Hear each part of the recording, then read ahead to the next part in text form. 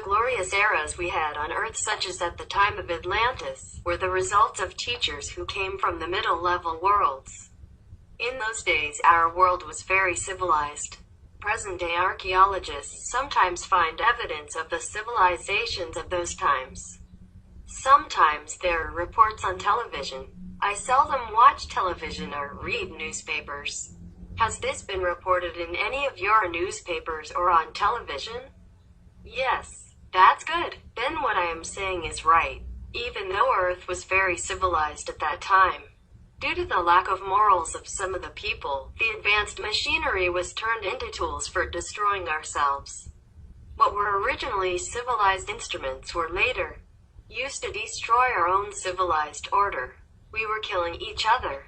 We were not grateful to the teachers from the higher worlds, not contented and asked for more, which eventually led to a war between the planets.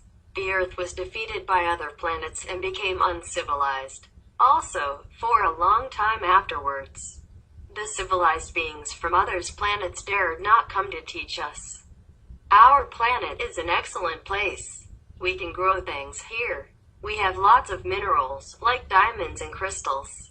We have lots of diamonds. If we make all the diamonds available to the public, the price wouldn't be so high. Then women can wear many diamonds. We will not wear only a tiny and expensive one here.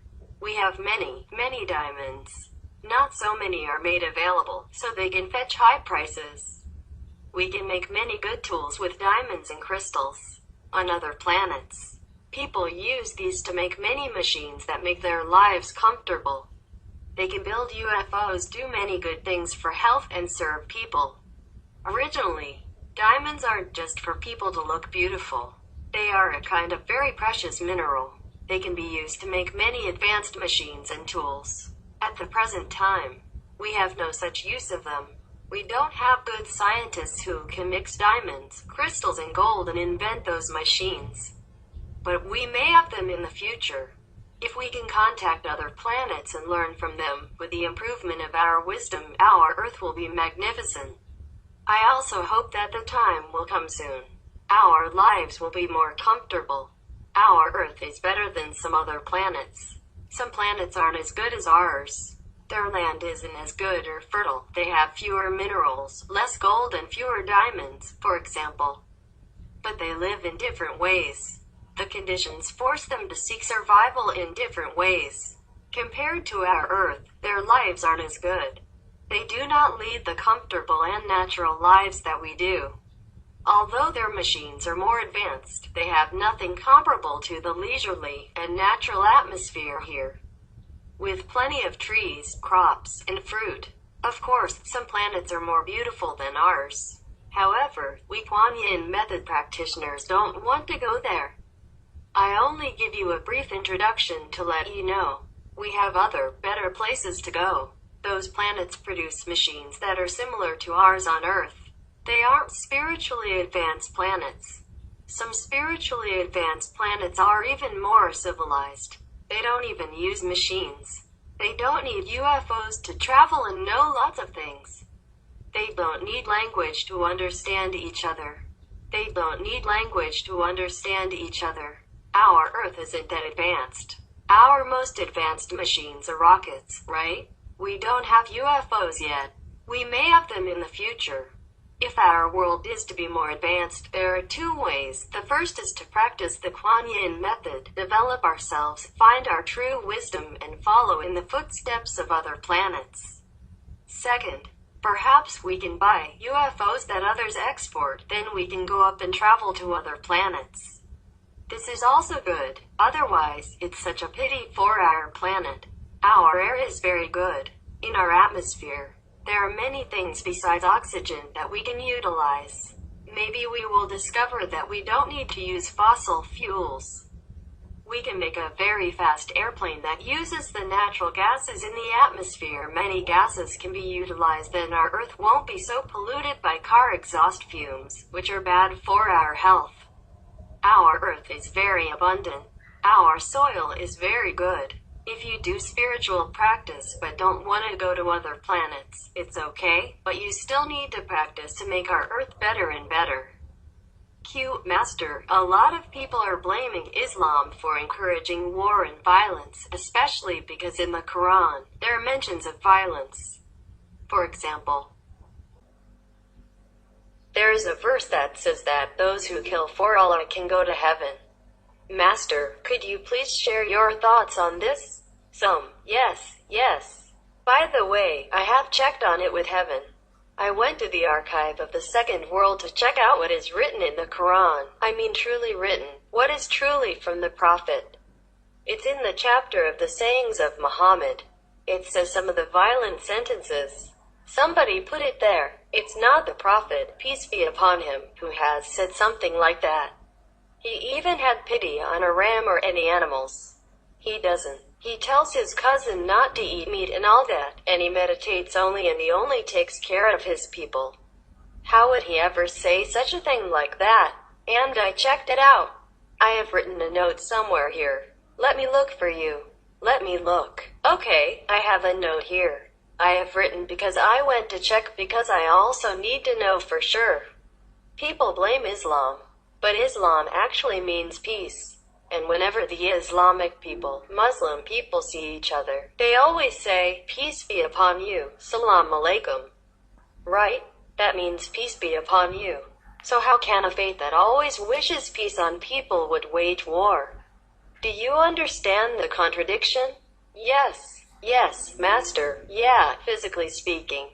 And when the Prophet, peace be upon him, was alive, he never encouraged war, he never encouraged killing.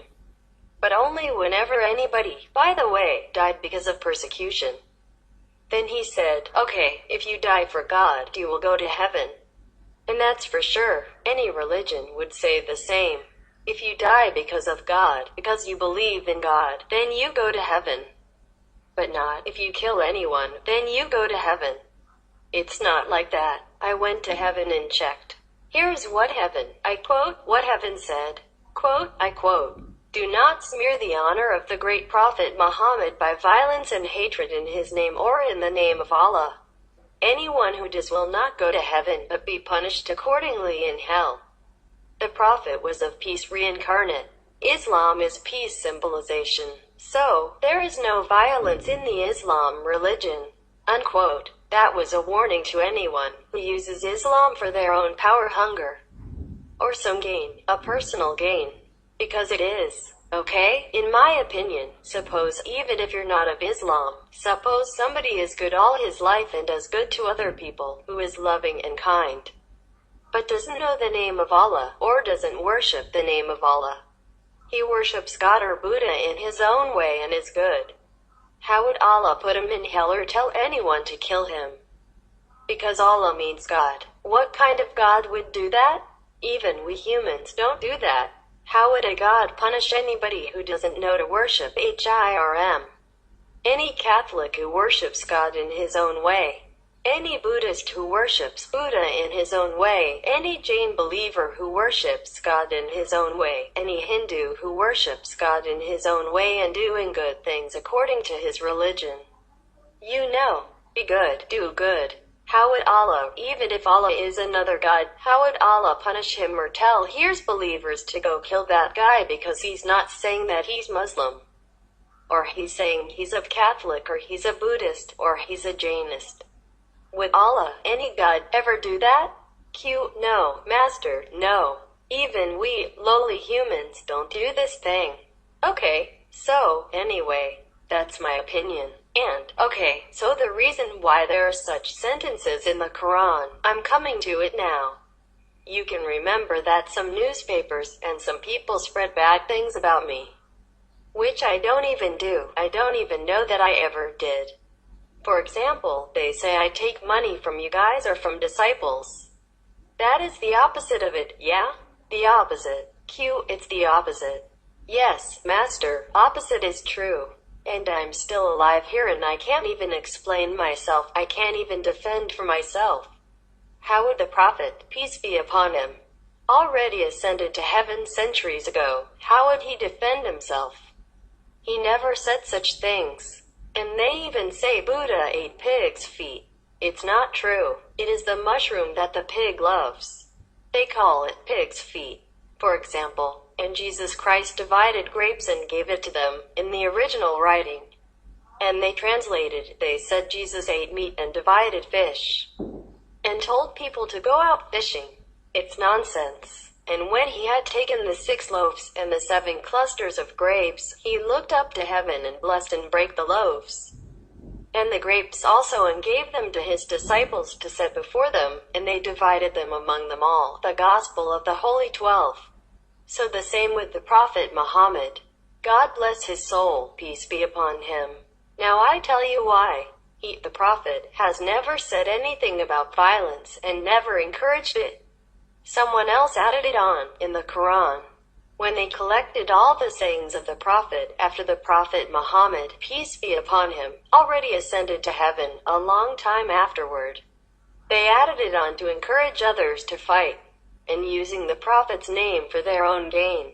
Because there is one person, after he died, after the Prophet, great Prophet Muhammad died, peace be upon him, he put violent words into it, he was pretending to know all about the Prophet himself. And he pretended that he was also a Muslim. Because after the Prophet died, the disciples came together and collected his sayings and put them into one volume. And this guy pretended, also. He knew the Prophet somewhere and then knew some of the things he said, and then added on to it. Added, even long after that, even long after the great disciples of the Prophet were also gone. 40 years. I have it even, more or less 40 years after the great Prophet Muhammad had ascended to heaven. He wanted to incite hatred among the Muslims to serve his power and greed. His name, even, he's an impostor. His name is Mustafa, M-U-S-T-U-F-A. Not Mustafa, but Mustafa, T-U-M-U-S-T-U-F-A. I have it written here. He was a politician, and he was a secret advisor to the government at that time. He was a secret advisor to the prime minister, so-called prime minister equivalent of that time. So they were using that to kill and imprison anyone against the authority at the time. So that's the fact. He used that to even control the Muslims, you see what I mean, and incite them to violence. And the people, the faithful at that time, they thought if the master, the Prophet said that, then they have to do that. And they just like anybody they wanted to kill, they'd say, oh, that one is against the Muslims. He is an infidel, and then inciting hatred. Or they have this excuse to imprison this Muslim faithful and imprison him or kill them. That is what it was. And then it continued like that, and it's been collected in the Quran. And then it's how some of the Muslims believe that it's the saying of the Prophet, peace be upon him. It's not like that. Do not smear the honor of the name of this great man of God. You remember in a hadith, saying of the Prophet, it is said that Allah would never have mercy on anyone who has no mercy for others. So, killing any others, it means no mercy. So Allah would never have mercy on those people. And also, by the way, if we are Muslim and if we are killing each other, different sects of Muslims, then outside people, even if they wanted to join Muslims, they'd be so scared. You see, should they join the Shiite or should they join the Sunni? Or different other sects of Muslims? Because if you join this sect, then the other sect will kill you. If you join that one, this one will kill you. Even among the Muslims, they're killing each other. So how would anybody dare to join the Muslims? So this is a contradiction to the religion that you're supposed to spread out and teach the people to do good. You have to be the example of peace and love, which is exemplified by the great Prophet Muhammad when he was alive, peace be upon him. So I think anyone who is so zealous about Allah, about the faith of Muslims, should stop and rethink again. That if we wanted to spread Islam into the world and let people believe in Allah, then we have to be the example of peace and loving. Who dares to join a religion when you could be killed anytime because you can't prove your faith in God? Nobody, not any God, no prophet, ever wants to cause suffering to any of the children of God. And that is for sure. That is very logical, okay? I just want to tell you this to clear the name of the great Prophet Muhammad. Peace be upon him. He is a great saint, great prophet, great son of God. He has never, ever incited any violent thought or action among his disciples. Never encouraged it. He's a loving, kind, compassionate, wise, enlightened being. I just want to clear his name. Animals are our brothers and sisters. And it's very important that we know how to live with them harmoniously and respectfully because they're there for a reason. You can see that certain birds and animals carry out special jobs in the world. Some, like vultures, even clean up garbage. Of course they make a mess of it too, but their job has something to do with the whole environment. They balance of our planetary ecosystem. They balance nature to keep the atmosphere good and clean. Everything has something to do. For example, trees are here to give oxygen to the planet. Without trees, we die. Really, we would. We'd die without trees because we'd have no more oxygen. And there would be less water because there would be no trees to attract the water and retain the moisture when it's there. So all things on this planet, including us, are interrelated and are helping each other to make our life here comfortable and livable. If we don't know that, then we're killing ourselves. Every time we kill a tree or kill an animal, we're killing a little part of ourselves. If we have to cut trees, we should replant more. Plant 3 more. But even that takes time. The tree has to grow up. So, if you intend to cut trees, you should plant others beforehand. It takes a long time for a tree to be able to produce good air and absorb the bad air for us. Take a long time. Bigger, older trees have a greater ability to do this than younger trees, even though they may appear to be the same size. Just like when we're older, we have more abilities and more knowledge about things, including spiritual wisdom. It's similar. Master, you once shared that Mother Earth is the highest 4th level being who evolves with the merit that she earns by being loving and giving, and by protecting all the creatures on this planet. Could we know at what spiritual level Mother Earth is right now? She is 4th, just higher 4th. And the sun is a 5th level being that you could see all the time. And you could even feel. The moon also. The moon is the 3rd level. It's kind of collective beings up there that make up the moon. They're all high 3rd level. But the sun is the 5th level. It's a beneficial being. Listen, even if the moon is just the 3rd level or the earth is 4th level. But we have to be really grateful to them. Scientifically speaking, if the moon were to be out of orbit, then we cannot exist here on our planet even. And so our Earth cannot exist or cannot have light. You see, so actually, the moon is also a world saver. And the sun, if the sun were not there, I don't think we can exist either. So these are also world savers. We also have to thank them all. I thank them all the time whenever I remember.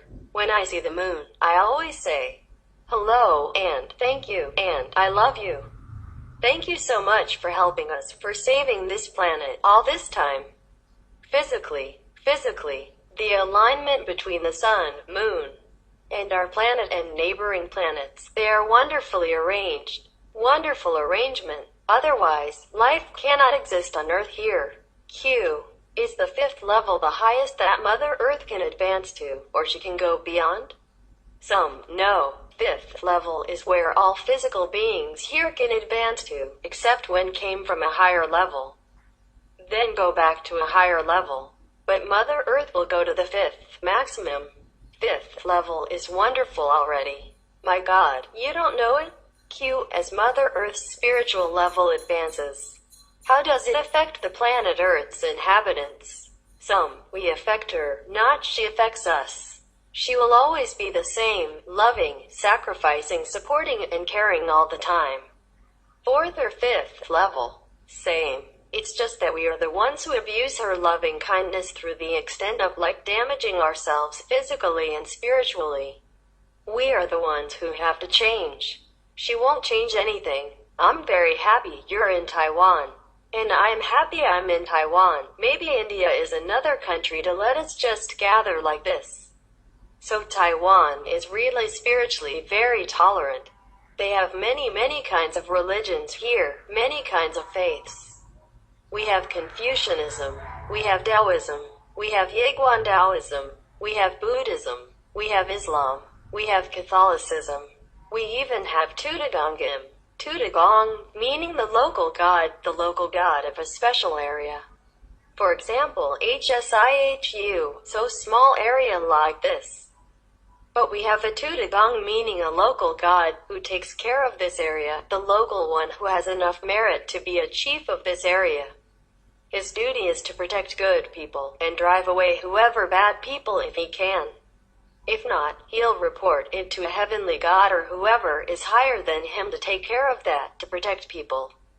Protect the land, keep it pure and spiritually fit. So even if people go out, they have a little altar somewhere on the street with a small figure, you cannot just laugh at it. If they respect that deity there and they put incense or something, you don't laugh and say, "My master said the Kuan Yin method is the best. This guy is small potatoes." You don't believe him. You forget that. You're bad. You are stupid. Don't do that. People believe in it. And I also have very much respect for him as he respects me. I don't look down upon him. I don't look down on people's beliefs because actually the local god exists. He doesn't expect you to worship him or anything, but you also should thank him, respect him. Not like, ask him for protecting you or favors or anything. But other people, they believe, so they ask for protection. Or they ask for solving their problems. And sometimes, if it's in his capacity, he helps. And then of course, when they feel the problem is solved with just a few apples and incense, they come up and bring some more apples or incense for the local god. For the earth, the local earth god, or sometimes the tree god, and all that, they do exist. These are invisible beings that exist on every existing planet. They do exist, even in higher dimensions. I don't mean the higher one, the highest one. I don't mean like the 5th level, but I mean lower ones.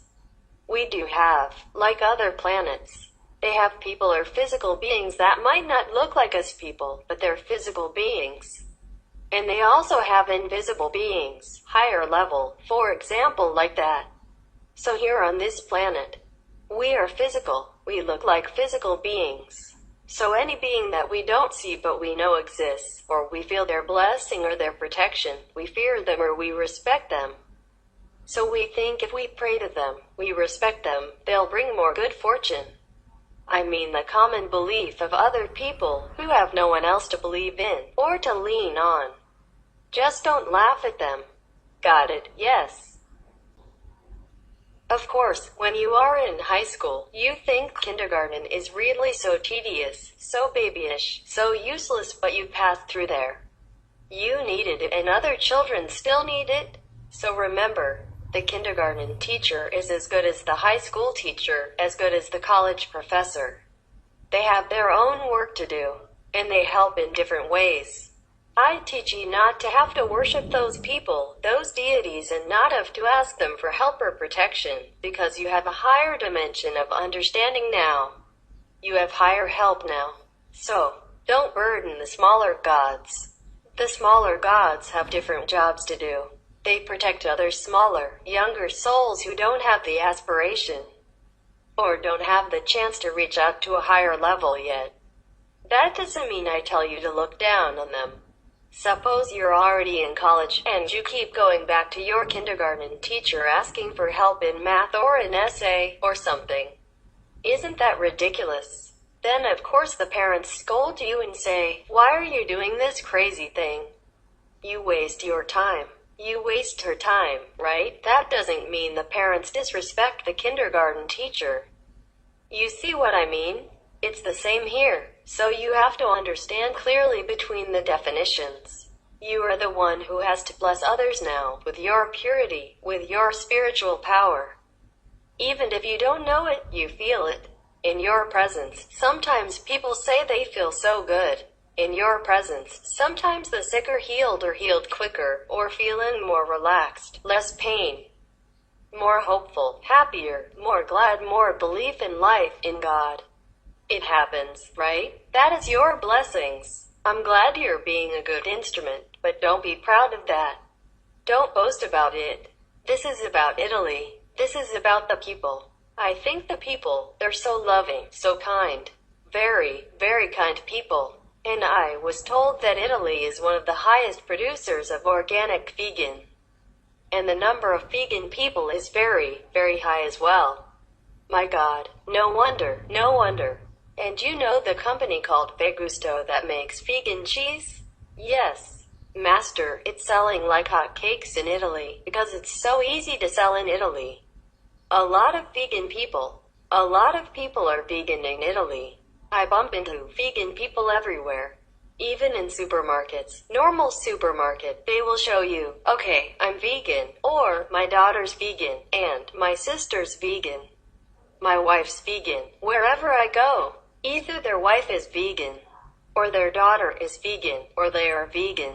And they just help me to find the vegan products in a normal supermarket when I don't know where the bio shop is or it's too far for me to go. I just ask them and they would stand there long hours, long time, to read the ingredients for me and tell me, this one no, this one yes, this one no, this one yes. So honest and so helpful and so loving. Even if they are not vegan themselves, they would help you. That's the Italian people. So nice, so patient, so loving. And I haven't met any Italian who has not been kind to me. You know, just to be reminded that St. Francis of Assisi, he was vegetarian, well known, and he loves animals. Everybody knows that. The whole world knows that. And the Italian people, they love him. Maybe that's why it's ingrained in their culture to be kind to animals. And also, if people are kind to animals, they normally are kind also to humans. That's what is said. If you love animals, you would love humans too. And I'm happy for the Italian people. Thank you, St. Francis of Assisi. Master, on behalf of all of us and from the bottom of our hearts, we deeply, deeply thank you for everything that you've done. You've provided everything for us, everything, the blessings, the teachings, and the love. You've taken care of every aspect of our lives. And there aren't any words that can describe how much you've done for us. And how much we feel so privileged and so graced by your presence, of such a person who is so beautiful as you. Master, during loving the silent tears, there was a time when you wrote the letter addressing the USA, that such a great country, such as the USA, would take notice in such a humble nobody, such as yourself, but you are nothing like that. You are a somebody and you're a somebody to everybody, to millions of beings around the world, and for that we are very, very grateful. Yes, you're welcome. But when I wrote it, really meant it. When I said that, I really meant it, because I know even though maybe you think I am great, or maybe spiritually yes, but in the world, nobody cares about who I am. So, for worldly speaking, the American people are very great to have noticed such a nobody like myself. I have no position in the world. I have no political platform, I have no title, nothing. So when I said that, I really meant that. And I really am grateful to the American people and government for being such a good leadership. They really are very genuine in many ways, and that I recognize in American spirit. And so I thank them for that. The Americans, the government. They gave me all these honorary citizenships when I was even less than nobody. Now I'm nobody, but before, I was even less than nobody. We didn't have even Supreme Master Television or anything of the like. And we did everything quietly and ourselves, mind our own stuff. But the Americans still noticed and sought me out, and gave me all this honor and privilege. That's the touching part that I never forget. In India, people don't marry people of different caste. Like a Brahmin man will marry a Brahmin woman from the Brahmin caste. Because they have 4 castes. The Brahmin is the highest caste in India. And then comes the Kshatriyas caste, means the warriors. And then some are like the Vaishyas, businessmen, money makers. And then the last, Shudras, means those who do manual work, labor work.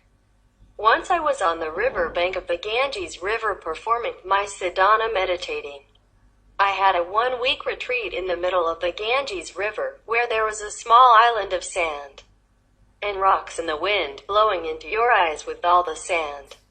That is a very perfect place for meditation because you can never open your eyes. So I chose that island to meditate. On the bank of the Ganges River, there was a holy man, very famous because he performed a lot of tapasya, means very austere performances, like burning 12 big fires all around you during summer noontime, and sitting on the hot sand with nothing on your body, not even a hat, with the burning fire as well to symbolize the burning passion, and you want to conquer it, for example, like that. Or sitting naked on a frozen night and things like that. Everything, every austere thing he did. All the things that most yogis require to show your willpower and endurance, he did. Perhaps he is gone now, but he was very old then. I heard he was very holy. So I went there to have an audience with him. I bought some fruit for him as an offering, which he gave to his disciples. So I said, I would like to meditate here. Is it possible? He said, yes. Anywhere you like. Anywhere is a holy land. So I saw the island. One of his disciples meditated there before, so I just went there to see. And the island is in the middle of the Ganges River. It was Rishikesh. Rishikesh is a very holy place for Indian people. And many of the sages and saints have blessed the soil of Rishikesh with their holy feet. They always come there to meditate since ancient times. That's why Rishikesh is very, very holy to the Indian people. Shakyamuni Buddha was supposed to meditate there, too, for a while. And some of the famous Indian teachers also have been there. One of the masters of Kuan Yin method like Kirpal Singh Abis. He was also meditating there for 6 months before he came out to teach the world. So I was there too. I was just wearing a very ordinary cotton, white Indian woman wear. It's very respectable for an Indian woman. You cover your behind and your knees and it's loose with trousers and a tunic, similar like that. And I have the collar up to here even, so it's okay. He said, anywhere, so I went and checked up this small island in the middle of the Ganges River. The Ganges River is not always peaceful. In some places the current is very, very swift and you must be careful. And there is not always a boat to cross the river. Sometimes you have to walk or sometimes you have to wait till the next day. So the island was in the middle of a very swift current. And you can only go there early in the morning and return very late at night, where the Ganges River comes very low in the morning. The ebb and tide of the Ganges River accordingly. You have to go very early in the morning before the sunrise and come back after sunset. And then you have to be careful walking on the stones, because you might fall into the swift currents and say goodbye to the Lord of Maya, illusion of this world. Anyhow, so I went there and meditated for a week. Now, let's go back to the incident about the Brahmin, the powerful caste system in India. On the bank of the Ganges River there lived a holy man in his hut, and many of his disciples come and go. And some attendants come and go to fetch water for him. He has some of the attendants, so they fetch water for him from the Ganges River and cook for him, things like that. And one of the small girls, about 10 years old, went to fetch water at the Ganges River. I happened to just come out of the cave from the island, so I saw her. A small girl with 2 very big buckets, and she happened to fall down or something. So I hurried up to come and help her up to her feet, but she hit me. She hit me and shooed me away. And I was very astonished. So I just said, I am sorry. And then when I came in, I asked the master what did I do wrong through the interpretation of another small kid. He was 7, but he was a wizard. He knows English through and through and through. And he translated all the spiritual kinds of terminology, not just how are you? Have you eaten? Things like that. So he was very cool because he learned directly from an English teacher who was a disciple of this master. So he said, oh, this girl was a Brahmin. She is of Brahmin caste. Don't you touch them. So I asked him, how can I know which is a Brahmin that I should not touch? He said, "Just don't touch any Indian." I thought that was a very wise and enlightened advice. So you see, in India there are so many things you should learn before you go. Don't just rush to the Himalayas. I heard you refer in your tapes to Maya as being a negative force. Whereas in South America, it is considered positive. And a lot of Latino businesses even use the name Maya in their businesses. Yeah, I know. It's different. They call it the Maya civilization. It belonged to the Indians before. Probably similar sound, but it's a different name. But it is different. And is it cultural? Then the Asian culture. And the Latins, and no, sometimes it's just the sound. Sounds same. The Maya culture is an ancient civilization in Latin America. They have built a lot of beautiful temples. And they have been very civilized. They have been very enlightened before. It's just the name of their race. No, it's not the Maya in the reference to a negative power. Master. Pyramids have been found all over the world, left behind by ancient civilizations like the Great Pyramid of Giza in Egypt, the pyramids of the moon and sun in South America. It seemed that this kind of structure was not only in Egypt but also in other countries, in Africa, in Latin America, in Europe. So, Master, could you tell us more about how come pyramids appeared in so many places? Were they all spiritual centers? Yes, they were. They used to be, because people in all different periods of time. They do practice spiritual meditation, not just us. Like 2,000 years ago, they were with Jesus. Similar period of time, a little bit earlier, they were with the Buddha. And earlier they were with Lao Tzu, and then they were with Guru Nanak, they were with Guru Mahavira, they were with the Prophet Muhammad, Zoroaster, etc. Time again and again. They were always masters who visited our planet, and they always practiced with them, with some chosen people. Are there significant spiritual as well as universal, or galactic roles that they played at the pyramids? In the old time, we had more contact with other planets. So these pyramids are the links to other planets, before our time, for higher teaching, for more spiritual elevation, from other elevated planet. Are the many pyramids of the world interrelated? What was their purpose? They are not necessarily interrelated, but maybe in the same region. For example, those near each other in Egypt, maybe they are interrelated.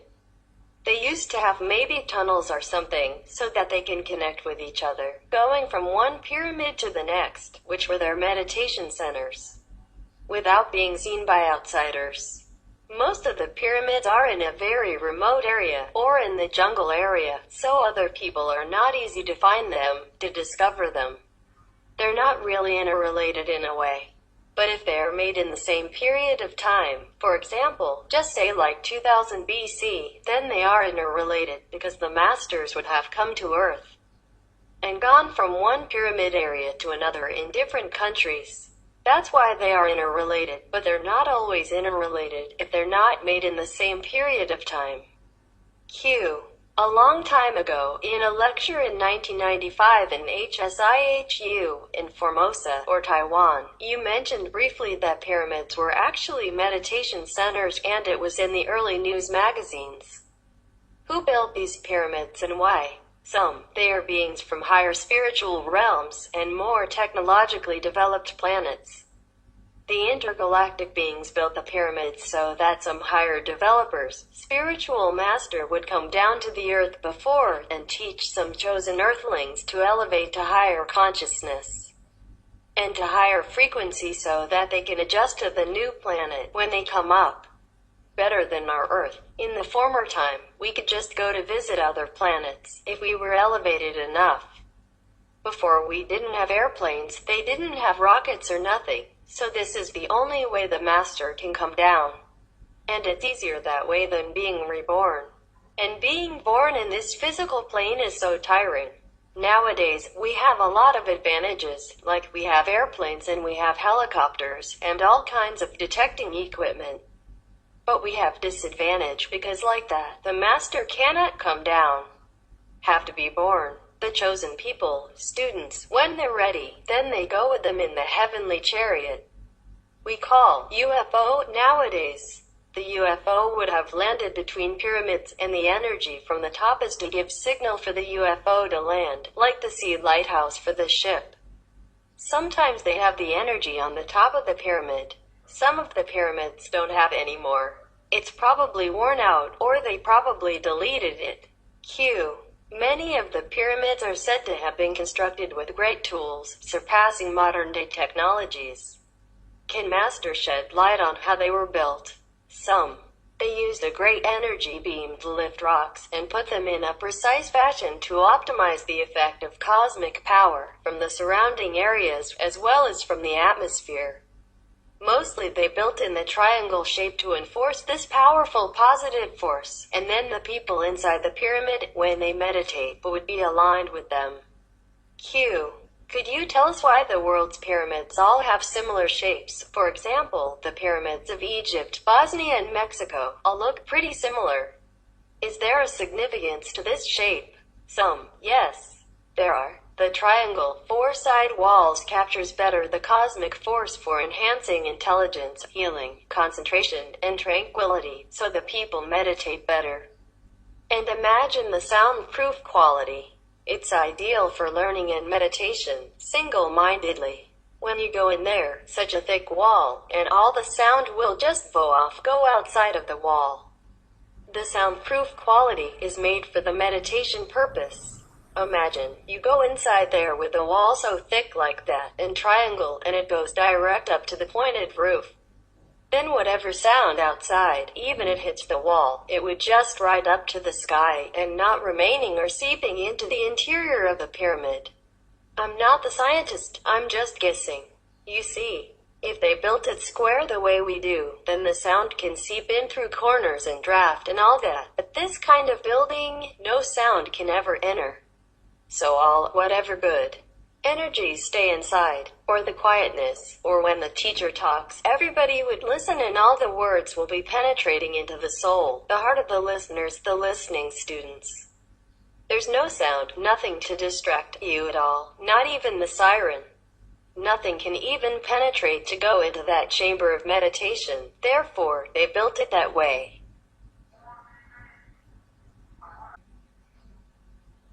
Q. There are some researchers who believe that pyramids are energy power plants before they were used as tombs, and the pyramids were used to transform free, clean energy from space into facilities. And so scientists from a number of nations have conducted tests and concluded that an energy beam with ultrasound frequency is being emitted from the peak of the Bosnian Pyramid of the Sun. Master, could you please explain, if this is true, whether the pyramids may have the capability of harnessing free, clean energy, and if so, was it for those who practice spiritually then? Some. Yes. I told you it's good for practicing, for concentration and for sitting long hours. Tranquility and peace and one-pointedness. The ultrasound is another thing. Of course. The pyramid can harness good power around them, or in the atmosphere for the good of meditation. But the ultrasound, they have some other kind of technique. I don't know how to explain it. But in the old time, these masters, they also have technicians who are also masters of the free electricity, free frequency of communication, free energy. All kind of high-tech. For example, like Tesla, he knew all about this, but sadly, we didn't make use of it. And now they begin to make use some of it. But many of his inventions are concepts of free energy. And fantastic inventions had been destroyed or stolen or lost. We could have been a better world if we had made use of Tesla's intelligence. The ultrasound. Mostly they do it so that it emits from the top of the pyramid. This is to signal for the UFO to land nearby. In the old time, they have to use these kinds of techniques. Yes. Some of them still have the ultrasound, most of them have lost that because it's over the time. Maybe Bosnia's pyramid still has it because that one is more powerful or bigger. And they have made it more secure somehow, so some remnant of the ultrasound signal is still sensed, it's still detected. Maybe others are already gone.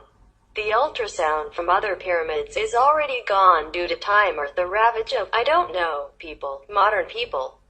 Q. Is there any relation between the energy beam of this Bosnian pyramid and spiritual blessing lines, and do the locations of pyramids have any relation to SBLs?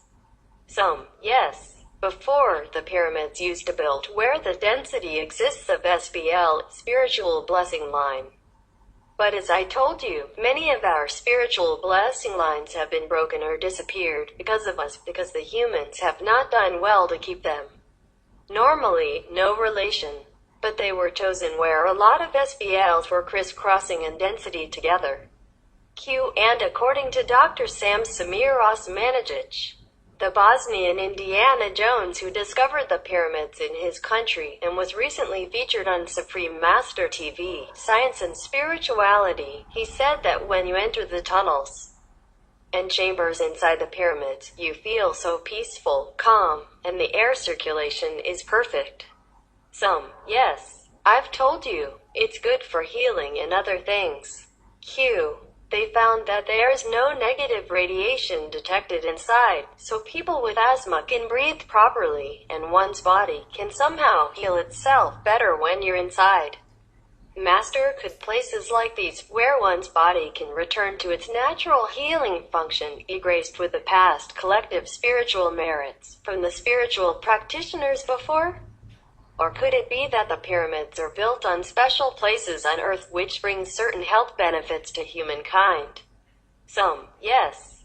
Of course the spiritual grace and the spiritual energy have been there, building up and undisturbed, so the atmosphere inside there is different from the atmosphere outside of the pyramid. And also, as I have mentioned, the shape of the pyramid is to harness and keep positive energy. Does it make sense to you? Now do you understand why when you meditate, you should sit in the lotus position? It's the best for you. Doesn't it resemble a pyramid view? Even the Kuan Yin position. Does it look familiar? Now try to do that. It has some reason. So since the ancient times, the spiritual practitioners and masters, they'd always sit cross-legged and put their hands like this in order to help more with concentration. Now you know what I told you should do. And in the old times, most houses were built triangle-shaped, like squarely and with a triangle roof on top. That is helpful. We humans are always seeking superficial things. We are curious. We look at this and that, asking, what is this? What is that? Master taught you not to touch them, but you insist on touching them. Is that not so? If I ask you to touch it, then you refuse. This is why we progress very slowly. Even when Master tells us the moral guidelines and secret method of spiritual practice, we will think, why does she have to talk so much? We know very well that they are good for us, but we still resist sometimes. Do you understand? When we eventually run into trouble and become aware of the bad consequence, it is already too late. The two masters had forsaken him and didn't teach him anymore. He passed the first test of the ghosts. On the second test, the old man tried to persuade him to go back. He observed that the old man was struggling in great agony. His search for the truth was so painful, but still he failed to find it on his dying day. The young man did not lose his faith. On the third occasion, he was only told not to look for that door, yet he turned around to look. There are many similar stories. We also have some fairy tales from ancient China. A man went to the Penglai fairy island and married the goddess. They lived a happy life together. The goddess told him which doors could be opened and gave him the keys. Only the seventh or eighth door was forbidden. Yet, he still opened the door and dropped back down to the worldly level. After going home, he could never find Fairy Island again. Many people pursue spiritual practice, but very few attain the truth. Or, they have attained half, 1/3, 2/3, but not the whole. It is all because they cannot control their mundane ideas and habits. Sometimes we have already climbed a great height of the hill, 2/3 of the hill. We tell ourselves, do not look back, or you will be frightened, and you will fall. It's true, but we are curious. We think, what does it matter if I take a look? I used to look very often. Why can't I look today very often? It is different from today. The result of taking a glance is panic, and then you fall down. After falling down, it is very difficult to start all over again. You can, it's not totally impossible. But much of our courage, spirit, and energy have been exhausted. It is very difficult for us to climb again later. Is that not so? The Muslims I know, the people who are Muslim I know, are very nice. Very peaceful, very good. And they always wish you peace. As-salamu alaykum. No, wa alaykum salam. As-salamu alaykum, wa alaykum salam. That means, peace always be with you. How can you wish people peace and then go blow them apart like that? How can they have peace like that if their son dies in the market? If their wife dies on the bus while they're at home? Knowing that news, how do they have peace? Or if they go on the bus, they worry that they might be blown up again. Or if they go to a market, they might be blown up again. Or if they stay in a hotel, they worry about blowing up again. How would they have peace like that? You wish peace upon everyone. The Muslim I know, they always greet you with peace upon you, and they know I'm not Muslim. So they still wish peace upon me. They don't say, peace on you if you are Muslim, or they don't just go out to greet the Muslim, peace, but they ignore everybody else like me. I'm the one who also believes in Islam very much. I believe in the Prophet, even though I'm not officially Muslim. But I don't believe the Muslim is the one who should go out and kill anybody at random, anytime, anywhere, including women, children, innocent, old, elderly. That's not Muslim at all. I don't even believe these people are Muslim, ever. Okay, even if they wear the Muslim hat or wear Muslim clothes, or they say something like Muslims. I don't believe they are. In their heart, they are not. Okay, any religion that preaches go out and kill in the name of religion, they are not religion. They are not good. Not good, right? If God tells me to kill his children, I would not believe in that God. If any God tells me, okay, go kill anyone who doesn't believe in me, then I will bring you to heaven, I'd say. Then you keep your heaven. I don't want to go there. If I have to kill somebody to go to heaven, then I won't go to heaven. But I don't think any God would tell you, anybody, to kill anybody else. Right? He's created people out of love, so he wants people to be happy, prosperous, yeah? And believe in God or not believe in God, and give you free will. You believe in God, and you have seen God. You believe God, then good for you. If not, God would not tell anyone to go kill them. Why? Yeah?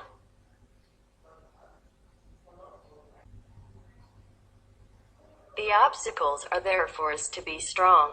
Don't you see the people with the racing cars? They put a lot of obstacles on the road not because the board of directors are very cruel people, very fierce people, or have malice towards you. It's just the game is like that. So obstacles are there for us to train ourselves. Never be afraid. Have to always face the obstacles. This world is a great school for us to train, to become useful and strong, mighty angels. Otherwise, if the Godfather doesn't let us come here, we can also be spoiled kids and just stay around in heaven, flying around, plucking flowers, listening to music and hanging around everywhere, and do anything you want. But because we want to improve, we asked Godfather to have a school for us.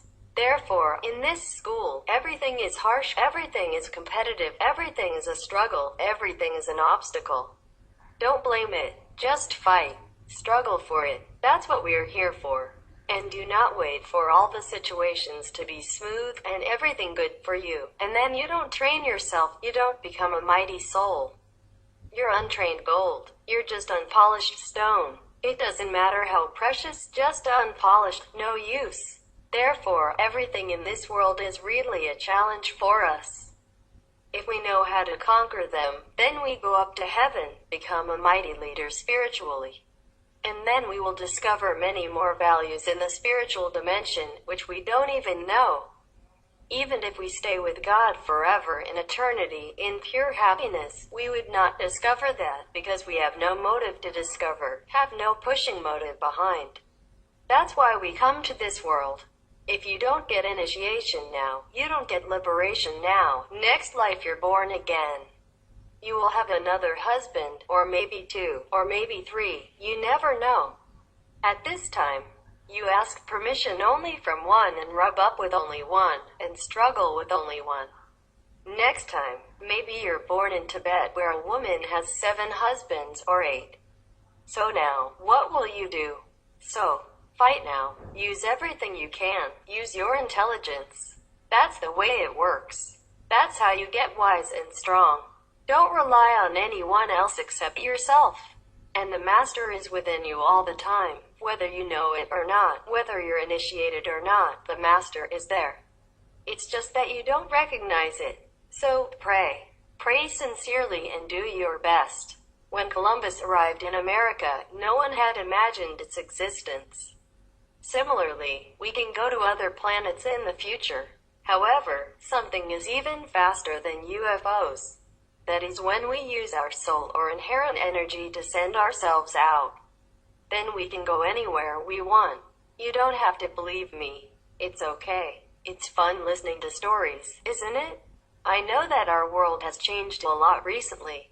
Lots of things have happened in Hong Kong too, but our lives are still stable. Our Earth is still habitable. Some planets are worse. For example, in the worlds that produce UFOs, spiritual practice may not be very popular. They are very much attached to machines. Some places have produced too many robots, R-O-B-O-T. They resemble people so closely that you cannot tell if they are people or robots. Sometimes, because there are too many machines and everything is done by machines, people there become used to them and they have less and less human emotions. They have difficulty communicating, so they prefer to talk to robots. I am not here to say that these worlds are better than ours. That is not what I mean. There are advantages and disadvantages. Except for the truly great spiritual worlds. Others are pretty much like our Earth. They are a little more or a little less civilized. Kuan Yin method practitioners would definitely like to go to the higher levels and be liberated from reincarnation. Our Earth is not the only one that has reincarnation. Many other planets are at the same level as ours. They also have reincarnation, hatred, wars, and conflicts. Some are even worse, but they are more advanced. Their armaments and lethal weapons are more powerful than ours. The destructive power is even more terrifying. So our Earth is still pretty dependable. She says if any initiated people can take up 5 generations of themselves to liberation, then because I have so many disciples. Maybe it means the whole world already because we have so many relatives. But I said no, each one has only a limited number of relatives and friends, for 5 or 6, even 100 generation. We don't always have so much. Even we are born and we don't have more sons to carry on our bloodline, then it's finished here. For example, like that. And besides, even if the Master can take the whole population of the world out to heaven, there will be other beings reborn here. Beings from hell or from other astral worlds or the second world who, without a Master, must come back here, reborn again. Only the soul with Master can continue to study and go further. The soul without Master, even if you are on the 4th level, you must come back. If you don't happen to meet a Master from the 4th level and take you up, you are a very high being, but still you have to come here, be a human, and then study with a Master, and then go quickly. Or 3rd level, even if you have no bad karma, but no good for you, you can just hang around there forever. There's no improvement, no knowledge, just okay. And then after some time, the 3 worlds will be destroyed, and you also are gone.